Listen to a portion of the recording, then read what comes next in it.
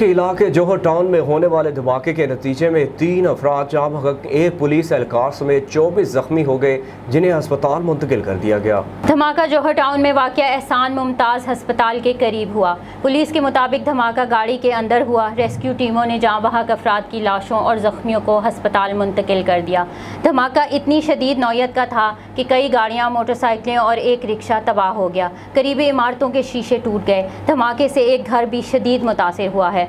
बम disposable squad के अमले ने मौका पर पहुंचकर शवाहिद इकट्ठे करने शुरू कर दिए। पुलिस ने इलाके को घेरे में लेकर नाकाबंदी कर दी। डीआईजी इन्वेस्टिगेशन ने बताया कि धमाके की जगह पर कई फुट गहरा घड़ा पड़ गया। माहिरीन धमाके की नौयत का जायजा ले रहे हैं। तहकीकात के बाद वजूहात सामने आएंगी। CCPO लाहौर का जानी नुकसान से मुताल्लिक कहना था कि धमाके के नतीजे में 2 अफराद जाँ बहक और 14 लोग जख्मी हुए।